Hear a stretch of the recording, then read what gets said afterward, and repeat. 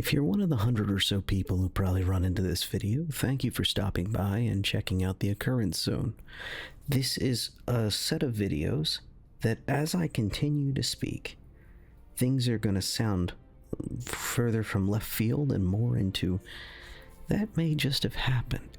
I leave it for you to decide. And how I handle this is I present publicly available information from media and other sources, and I offer a non-expert opinion on it, and again, I leave it for you to decide.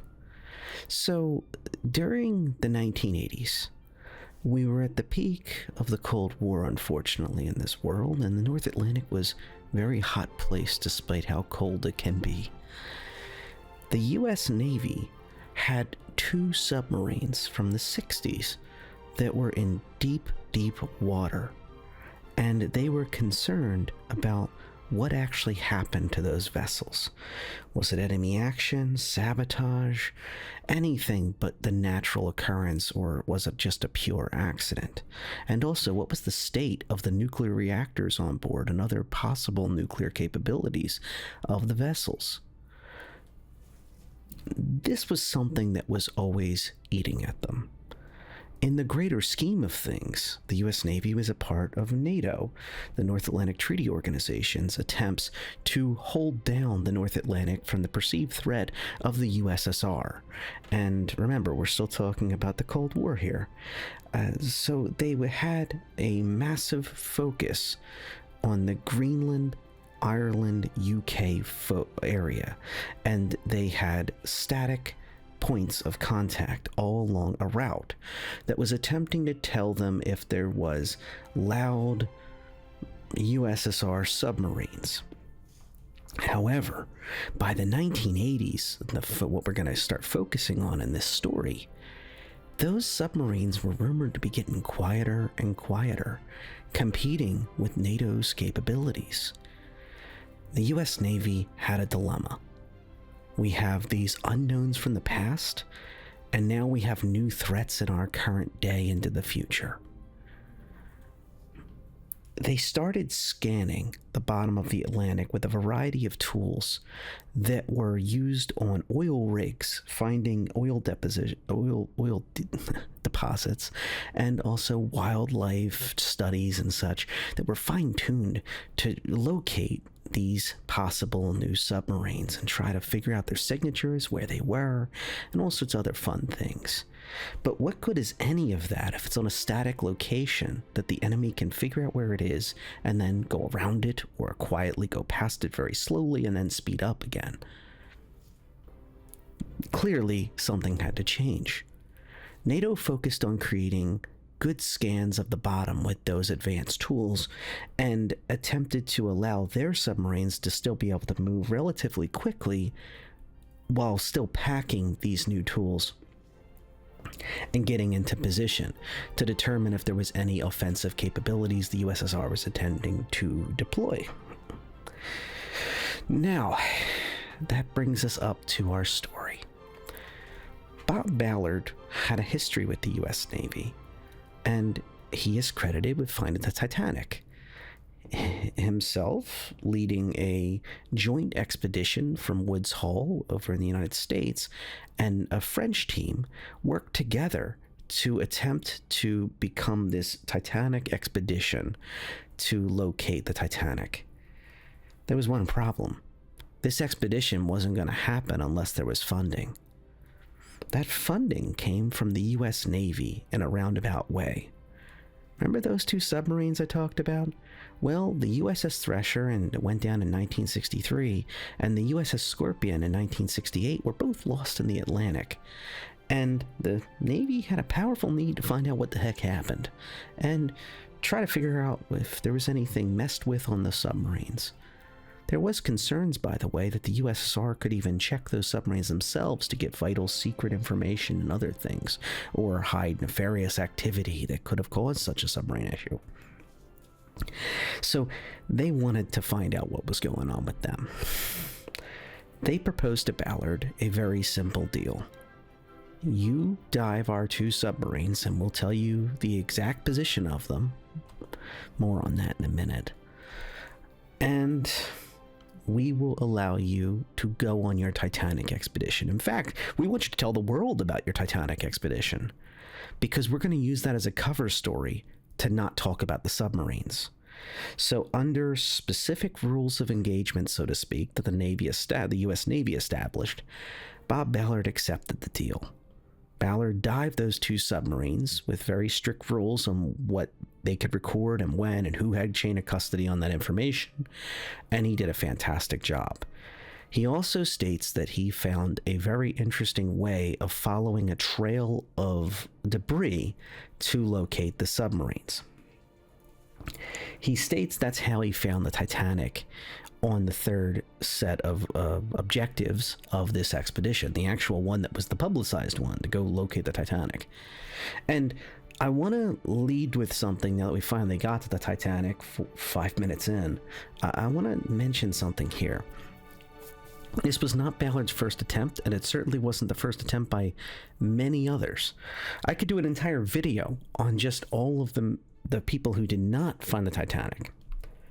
Now, the Titanic is a massive, massive, massive piece of metal that's split into 2 pieces and with a whole bunch of metallic debris all around it.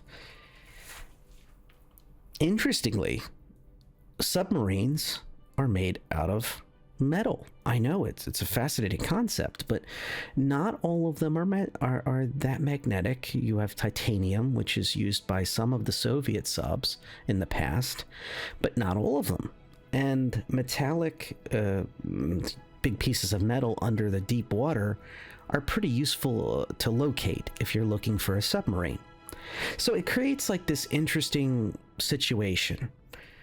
A massive, not stealthed in any way, shape, or form, gigantic piece of metal rotting on the bottom of the ocean is going to put a gigantic return if, say, you're studying the bottom of the ocean to make detailed maps, and while you're doing so, you have devices designed to detect heavy metallic things that could possibly be opponent listening stations, enemy submarines, tools of their trade that they're also listening to depths with.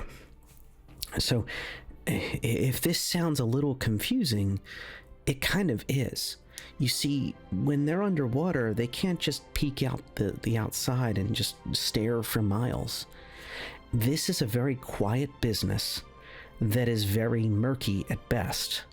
Public info is limited, to say the least, and that's probably a good thing in some ways. And it brings up trying to give you the image that they had at the time. You see, the U.S. Navy and NATO in general appears to have had this concern of their past. And in order to continue on and deal with the new threats of their current and their future, they wanted to resolve their past. And they had possibly something to trade that they just discovered to get what they wanted.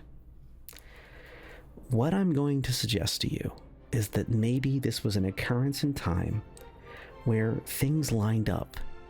Not maybe perfectly, they probably had to sit on this under their hat for a few years, but close, where they knew where the Thresher was.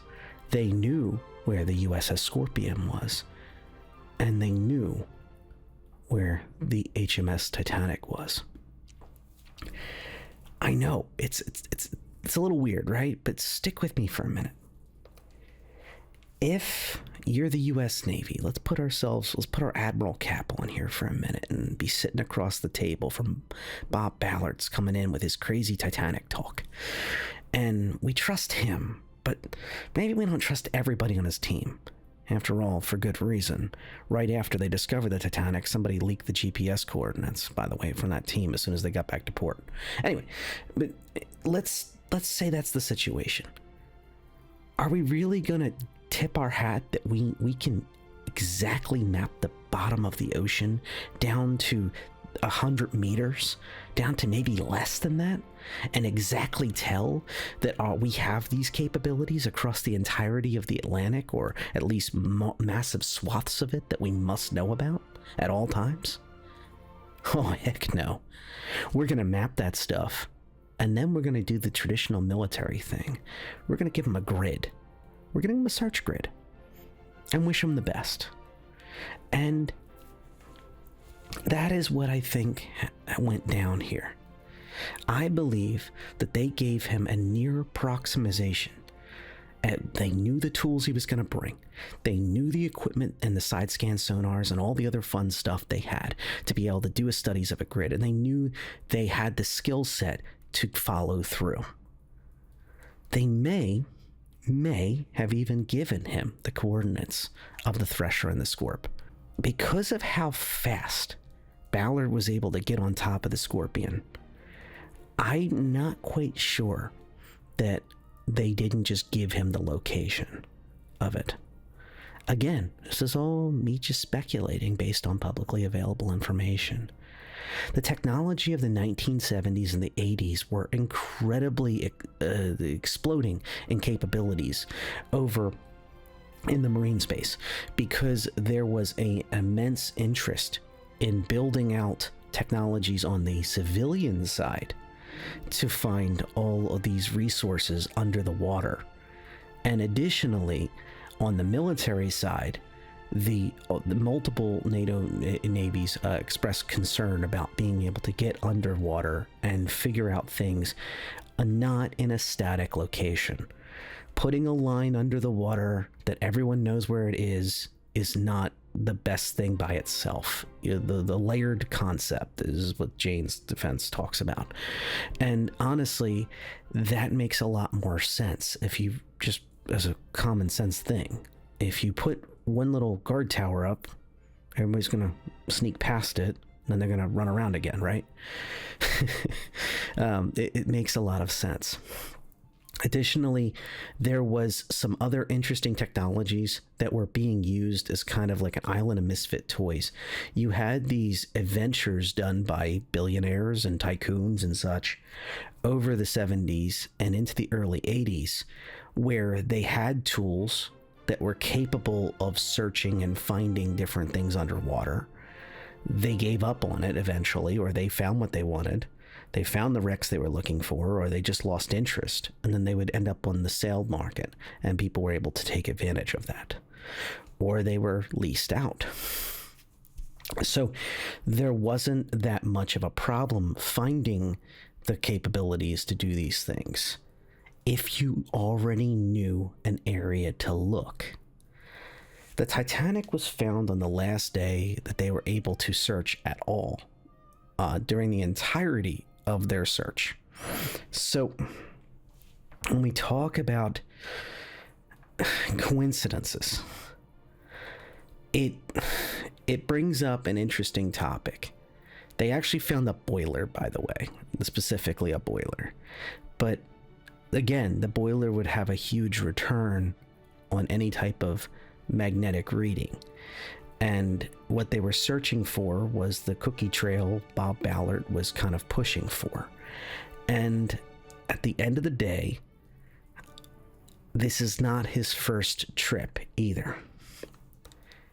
I believe that what happened easily could have been that he was given the correct grid. And he was trusted with that grid because he was given a temporary active duty status back into the Navy and in charge of finding and investigating 2 downed nuclear submarines. He was going to be able to handle the confidential information. And during this process, it is my suspicion, I don't have proof, but it is my suspicion that he was given a grid for the Titanic. And that makes a lot of sense. They may be able to trust him, but can they trust a joint American-French crew that were searching for this valuable historic monument / relic / gravesite? And while they may have wanted to help and give him a good trade, especially this would be successful expedition, instead of his 1977 expedition, which was not successful, they may not have been able to admit, hey, by the way, we have super sensitive measures to be able to figure out what's metallic on the ocean floor. which was coincidentally perfect for what they're trying to do on the submarines, and then later on the joint venture when he reached out to the Titanic. The Titanic specifically, if he was given a grid, even makes sense from a military perspective of what they've done in the past when they've civilianized and made things available to the public. Like GPS, for example, making it less accurate if you didn't have a military receiver back in the early days of it. And other open source information, examples of where the military downgraded video imagery or surveillance or thermal solutions before they were available for viewing to the public.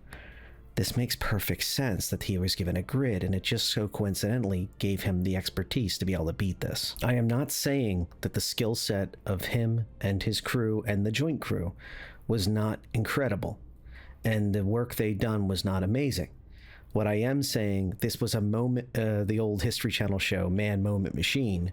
This is one of those moments where someone had the abilities, had the skill sets, had the financing, and had the technology, all in the right spot with a tiny little nudge in the right direction in order to help him do exactly what he was geared up to do. Find a wreck trail, which was a new and novel pathway after a few passes that were not successful by the French team that was using the traditional mow the lawn technique. That is what I'm suggesting could have happened. Again, occurrences. It's up for the viewer to decide, but that's my position on where exactly he was in this wreck building and finding it on a grid-based basis, which would be perfect if you're trying to obfuscate what you're looking for. You don't want to be too obvious that you know where it is. You don't want to be able to tip the hat that, hey, I'm ex-US Navy, I'm on a secret US Navy mission, and suddenly I can just drive over to the Titanic and park above it and find it. It makes a lot more sense that what happened on September 1, 1985 was partially fueled by that secret knowledge. But again, this is just an occurrence. Possible situation, possible image of what possibly happened. And none of this, I think, detracts from the research and the team around Ballard's team that put this together and truly did some amazing things when they were on the North that entire time. The endurance, the stress, the skill sets that they had to constantly flex in order to stay there in such inhospitable conditions and dig through to discover what happened to the Titanic should never be taken away from them. If anything, I feel like it's even more impressive that if this is how it went down, that this was kept under people's hats. And again, even my extreme theory is they were given a grid. They still had to go do all the work and dig and dig and dig. It would be like giving somebody a few acres. Yeah, there's a treasure chest somewhere in here. Somewhere. Bring all the specialized tools and good luck. I don't even know how deep it is, but it's there. Have fun. Well, sorry, they do know how deep it would be, but yes. So if the point is that I feel like, don't think that I'm trying to detract from their skills. I also don't think that we should ever forget that this is a gravesite for thousands of innocent people.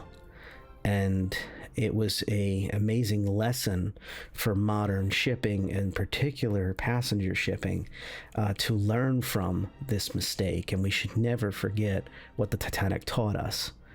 But at the same time, it is something that captivates people. And the romanticism of this amazing ship and of its time, how amazing it was. And finding it and researching it in the pure ways that they did on that day and all the years after, both in remote vehicles and in person, and the support teams around them, is truly something to be proud of. Anyway, that's all I got for this one. A little bit of meandering, but unfortunately, I don't get to interview anybody. I don't get to go behind the scenes, right? And again, it's just my thoughts on this topic. If people find it more interesting, I'll try my best to find deeper cuts on here. In particular, I think that in general, we don't do enough to research underwater capabilities, and I feel like a lot of it is very secretive and on the military side, and that's a shame. There's a lot of really cool stuff under the oceans, a lot of unsolved mysteries, and I think more civilian research should be encouraged. That's all I got for now. Don't forget to subscribe. If you enjoy this kind of stuff, at least consider doing so. And as always, thank you to my long-term subscribers for putting up with me. And finally, thank you for being here.